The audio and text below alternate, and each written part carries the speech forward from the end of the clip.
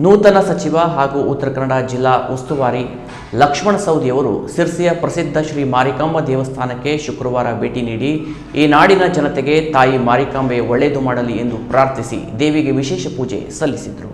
ಬಳಿಕ ನೇರವಾಗಿ ಸಿರ್ಸಿ ನಗರದ ಕಾಂಗ್ರೆಸ್ ಕಚೇರಿಗೆ ಆಗಮಿಸಿದ ಸಚಿವರು ದೀಪ ಬೆಳಗುವುದರ ಮೂಲಕ ಕಾರ್ಯಕ್ರಮವನ್ನು ಉದ್ಘಾಟಿಸಿ ಕಾರ್ಯಕರ್ತರೊಂದಿಗೆ ಮಾತನಾಡಿದರು. ಸಿಎಂ ಡಿಕೆ ಶಿವಕುಮಾರ್ ಅವರು ಕೇವಲ 2 ವರ್ಷಕ್ಕೆ ಸಿಎಂ ಆಗಿಲ್ಲ, ಅವರು ಮುಂದಿನ 7 ವರ್ಷಕ್ಕೆ ಅವರೇ ಸಿಎಂ ಆಗಬೇಕು ಎಂದು ಸಂಕಲ್ಪ ಮಾಡಿದ್ದಾರೆ ಎಂದು ಹೇಳಿದರು. ಅದಕ್ಕಾಗಿ ತಿಂಗಳಲ್ಲಿ ಪ್ರತಿ ಆಯಾ ಕ್ಷೇತ್ರದ ಶಾಸಕರು ತಮ್ಮ ಕ್ಷೇತ್ರದ ಎಲ್ಲಾ ವಿಭಾಗದ ಅಧಿಕಾರಿಗಳೊಂದಿಗೆ ಕಡ್ಡಾಯವಾಗಿ ಪ್ರತಿ ಶನಿವಾರ ಪ್ರಜಾ ಸರ್ಕಾರದ ಕಾರ್ಯಕ್ರಮದ ಅಡಿಯಲ್ಲಿ ಜನರ ಕುಂದುಕೊರತೆಗಳನ್ನು ಆಲಿಸಿ ಸಚಿವರಿಗೆ ವರದಿ ಸಲ್ಲಿಸಬೇಕು. ನಂತರ ಸಚಿವರು ತಿಂಗಳಲ್ಲಿ 4 ಬಾರಿ ಉಸ್ತುವಾರಿ ಸ್ಥಳಕ್ಕೆ ಭೇಟಿ ನೀಡಿ ಶಾಸಕರು ಸಲ್ಲಿಸಿದ ವರದಿಗೆ ಸ್ಥಳದಲ್ಲಿಯೇ ಪರಿಹಾರ ಕಲ್ಪಿಸಿಕೊಡಬೇಕು. ನಂತರ ವರದಿಯನ್ನ ಮುಖ್ಯಮಂತ್ರಿಗಳಿಗೆ ಕಳುಹಿಸಿಕೊಡಬೇಕು ಎಂದು ಸೂಚಿಸಿದ್ದಾರೆ. ಆ ನಿಟ್ಟಿನಲ್ಲಿ ಶಾಸಕರು ಮತ್ತು ಅಧಿಕಾರಿಗಳು ಹಾಗೂ ಕಾರ್ಯಕರ್ತರು ಕೆಲಸ ಮಾಡಬೇಕು ಎಂದು ಹೇಳಿದರು.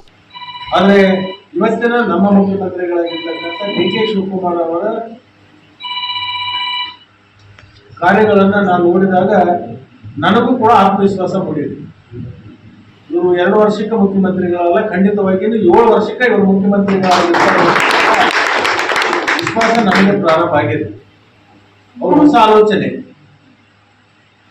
ಇನ್ಮೇಲೆ ನಮ್ಮ ಪಕ್ಷದ ಶಾಸಕರು, ನಮ್ಮ ಪಕ್ಷದ ಮಂತ್ರಿಗಳು,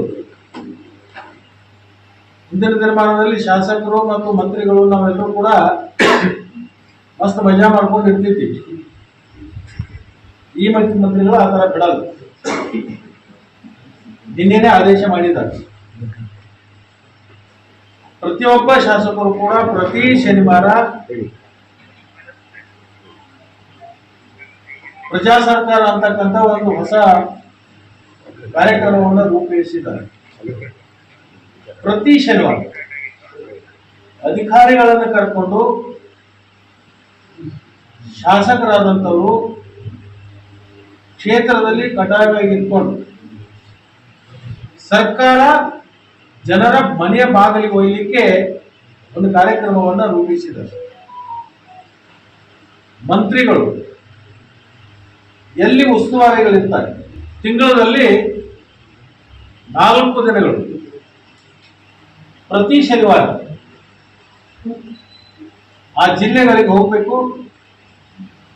ಎಲ್ಲ ಅಧಿಕಾರಿಗಳ ಜೊತೆಗೂಡಿಕೊಂಡು ಸಾರ್ವಜನಿಕರ ಅಹವಾಲುಗಳನ್ನು. ಈ ಸಂದರ್ಭದಲ್ಲಿ ಶಾಸಕ ಭೀಮಣ್ಣ ನಾಯ್ಕ್, ಮಾಜಿ ಶಾಸಕ ವಿಎಸ್ ಪಾಟೀಲ್, ಕಾಂಗ್ರೆಸ್ ಜಿಲ್ಲಾಧ್ಯಕ್ಷ ಸಾಯಿ ಗೌಂಕರ್, ಗ್ಯಾರಂಟಿ ಯೋಜನೆಯ ಅನುಷ್ಠಾನ ಪ್ರಾಧಿಕಾರದ ಅಧ್ಯಕ್ಷ ಸತೀಶ್ ನಾಯ್ಕ್, ಜಗದೀಶ್ ಗೌಡ, ಎಸ್ಕೆ ಭಾಗವತ್, ಸುಮಾ ಉಗ್ರಾಣ್ಕರ್, ಪ್ರಸನ್ನ ಶೆಟ್ಟಿ ಸೇರಿದಂತೆ ಕಾರ್ಯಕರ್ತರು ಉಪಸ್ಥಿತರಿದ್ದರು. Canara plus news, Sirsi.